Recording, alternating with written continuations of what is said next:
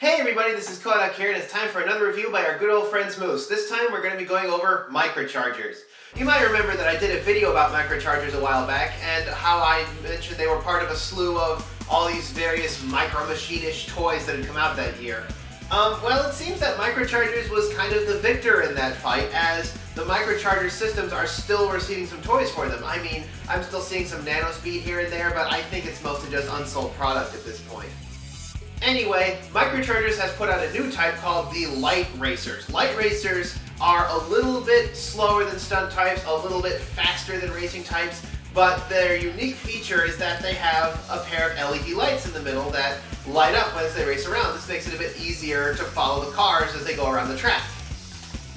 And of course, to go along with these light speeders, they have come out with glow-in-the-dark track. Now, unfortunately, the glow-in-the-dark track isn't sensitive enough, and the lights on the new microchargers isn't powerful enough to trace lines as it goes along the track, but that would probably require a lot of power, and it would be a whole lot more expensive, and Microchargers has tried to stay around the same price despite introducing these new things. Now, the set I have here is the new Light Speeders track. It's a fairly straightforward racing track. The charger lets you charge up to 4 cars at once, and the lap counter can be set to the number of cars participating times the number of laps. So you'd wind it back 12 steps if you have 4 cars and want them to run 3 laps. So it's a pretty fun little dig, and its price is, 15? Yes, the Microchargers expansion pack. Personally, I think this is the most exciting thing to come from Microchargers this year. It's a pack that contains about 46 racing pieces, and it's designed to be, they advertise it as being something you can use to add more parts to the tracks you already have, but there's more than enough pieces to make your own track.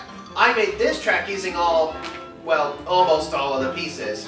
You can make a lot of really good stuff with it, and it's about as long as the Light Racers track, although it doesn't include the special parts like the launcher or the lap timer or the corkscrew turn. There's still a lot of things you can do with it. And something notable is that the launch points actually have an indentation which wasn't there in the original version.